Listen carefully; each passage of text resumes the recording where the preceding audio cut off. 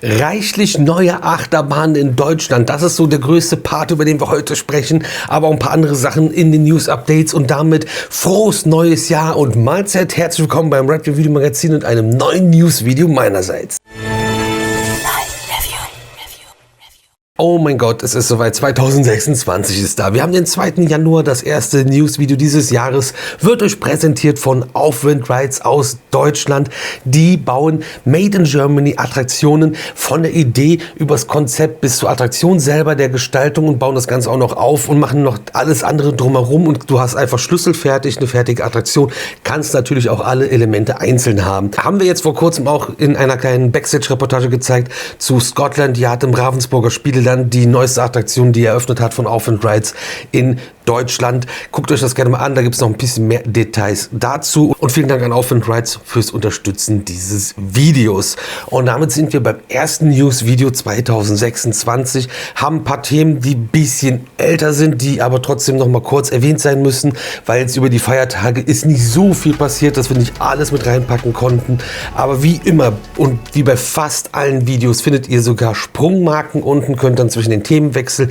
Kennt ihr vielleicht aus unseren Tour-Vlogs, die jetzt die vergangene Zeit gekommen sind. Da könnt ihr dann auch rumskippen zu den einzelnen Attraktionen. Und ich hoffe, ihr habt unseren Jahresrückblick gesehen und auch die besten Achterbahnen 2025. Dann wisst ihr nämlich, was hat letztes Jahr alles aufgemacht und was ist davon so gut, dass, wenn ich das verpasst habe, 2026 auf jeden Fall damit eingeplant werden muss, um dahin zu fahren. Oder so ähnlich. Der Satz wurde viel zu lang. Bei Red Review hat sich auch 2026 nichts geändert. Wir fangen erstmal mit einem negativen Thema an. Da müssen wir mal kurz reinsliden und zwar zum Europapark. Der hat ja eine Winteröffnung und währenddessen gastiert ja auch ein Zirkus im Europapark. Und in dieser Zirkusshow oder im Rahmen dieser Zirkusshow sollen Hunde missbraucht worden sein. Das legt auf jeden Fall Videomaterial nahe, das die Tierschutzorganisation PETA hat. Und auch da, wo ich das jetzt her habe, vom SWR, konnte man das auch nicht unabhängig prüfen. Aber die Aufnahmen sollen wohl Backstage entstanden sein und mehrfach über Wochen hinweg sollen die Hunde von ihren Trainer gequält worden sein. Nach diesen Vorwürfen hat der Europapark selbst sofort das Veterinäramt eingeschaltet.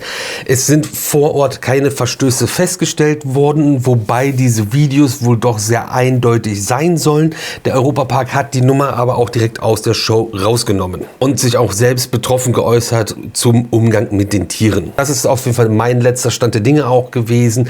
Das Ganze nimmt natürlich jetzt seinen Lauf und dann wird das Ganze auch dementsprechend behandelt und beendet oder was auch immer dabei am Ende rauskommt. Aber das als kleines Update, damit wir es auch hier drin haben, um ein bisschen den Vorwurf zu entkräftigen, dass wir nur die tollen Sachen zeigen und die negativen Sachen hier ausblenden würden. Aber wir kommen jetzt zu tollen Sachen und vom einen der südlichsten Freizeitparks in Deutschland fahren wir hoch zu einem der nördlichsten Freizeitparks in Deutschland, der Hansapark. Und da haben wir einiges ja schon gezeigt und da passiert einiges dieses Jahr auch. Und unter anderem gibt es jetzt schon den zweiten Teil der Baudoku zur neuen Achterbahn, nicht zu einem anderen Projekt, was wir auch schon hier besprochen haben.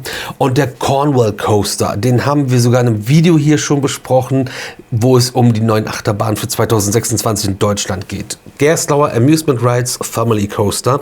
Und es gibt coolen Einblick in ein neues Artwork und das Artwork ist wirklich richtig stark und sehr beeindruckend. Da muss man natürlich ein wenig abwarten, was davon wie umgesetzt wird, aber diese Family Coaster von Gerstlauer sind super spannend. Man wird halt beschleunigt, abgeschossen quasi und das mehrfach und fährt mehrfach Strecken vor wie rückwärts und hat verschiedene Weichen, die dafür sorgen, dass man wirklich erstmal nicht weiß, wann geht es wo lang und was passiert hier eigentlich. Also ein wirklich sehr spannendes Projekt 2026 in Deutschland mit einer neuen Familienachterbahn, die, glaube ich, trotz allem für jeden spannend sein dürfte. Deutsche Achterbahn ist quasi ja auch das Thema, was sich durch dieses ganze Video zieht, mehr oder weniger. Und der Spinning Coaster von Bruch, der jahrelang auf der Reise in Deutschland unterwegs war, hat ja vor einigen Jahren Deutschland verlassen und ist zu Möllers Group gewechselt. Das Ganze ist von Maurer Rides and Spinning Coaster SC 2000, der seit 2001 in Deutschland auf der Reise war. In 2021 stand die Anlage dann im Fantasy Island. Das ist ein sehr spannender Freizeitpark in England. Den haben wir euch hier auf dem Kanal auch schon gezeigt. Von 2023 bis 2025 hat die Bahn in Kuwait ihre Runden gedreht. Und ab 2026 könnt ihr wahrscheinlich die Bahn wieder eher fahren, denn es geht zurück nach England. Lightwater Valley wird die neue Heimat vom Spinning Coaster werden und ist bereits dort auch schon aufgebaut. Freizeitpark Plon. Wir wechseln in den Osten der Republik und da habt ihr hoffentlich unsere Baudoku schon gesehen. Teil 3 ist bereits online. Alle Teile in richtiger Reihenfolge gucken ist da auch sehr hilfreich. Wer es nicht mitbekommen hat, ganz kurz abgeholt. Der Freizeitpark Plon bekommt 2026 einen Multi-Launch Watercoaster der Firma Mack Rides aus Deutschland. Wie gesagt, die Baudoku checkt ihr auf dem Kanal hier auf jeden Fall aus und es gibt jetzt den Namen samt Logo und Donnerwind wird die Attraktion heißen mit einem ziemlich coolen Logo und einem coolen und passenden Namen auch und einem sehr coolen und passenden Namen auch meiner Meinung nach, was auch alles komplett zum Thema passt und auch wie die Boote aussehen sollen, gibt es jetzt schon in Artworks zu sehen. Das werden wir in einem weiteren Baudoku-Teil euch auch zeigen. Wir waren nämlich bei Mack Rides in Waldkirchen, haben die Schienenfertigung gefilmt und auch wie die Boote entstehen. Dazu also demnächst auch mehr hier. Deswegen abonniert ihr den Kanal, um das Ganze zu unterstützen. Das kostet euch nichts, hilft uns aber ungemein weiter. Ist ein Klick, abonnieren und alle sind glücklich. Vor allem nicht. In den vergangenen Tagen gab es ja auch einige Videos von uns aus Orlando und da waren wir ja zur IAAPA-Messe und haben unter anderem ja auch am Stand von Vekoma die Neuheit für SeaWorld Orlando euch gezeigt, einen neuen Dark Ride. Und SeaWorld Orlando hat Fotos gepostet, die ersten Schienenstücke sind in Orlando angekommen und bereit für den Aufbau von Seacrest Legends of the Deep. Das wird der Name dieses neuen Dark Rides sein. Bin ich auch sehr gespannt, vor allem wie SeaWorld das umsetzt, wie der Park aussieht. Wenn euch das interessiert, findet ihr natürlich auch in einem gerade erst frisch hochgeladenen Vlog von uns, wo wir durch SeaWorld Orlando laufen und euch den ganzen Park zeigen und vorstellen. Und natürlich gibt es auch noch ein großes, spannendes Projekt in Deutschland, über das wir sprechen müssen. Belantes Abenteuerland wird ja zu Asterix Park Deutschland. Da haben wir auch schon in einem Video drüber gesprochen oder auch in mehreren Videos, glaube ich. Ganz schnell versuche ich auch nochmal euch da abzuholen, wenn ihr das nicht mitbekommen habt, damit wir 2026 alle gleich starten und dann verfolgt ihr auch alle Videos, damit es nicht nochmal Nachfragen gibt. Der Freizeitpark Belantes wurde verkauft und zwar an CDA, die Compagnie des Alpes. Das ist eine Freizeitparkkette aus Europa, aus Frankreich, um konkret zu sein. Die machen nicht nur Freizeitparks, auch super viel mit Skigebieten und Ähnlichem, aber die haben wirklich Ahnung von dem, was sie tun und die Parks, die sie haben, sind wirklich cool, sehen gut aus, haben tolle Attraktionen. Also die Zukunft ist auf jeden Fall schon mal rosig für das, was in Belantes passieren kann. Und nach soll der Park umgestaltet werden zum Asterix Park Deutschland. Spätestens 2030, 31 soll auch die Umbenennung durch sein.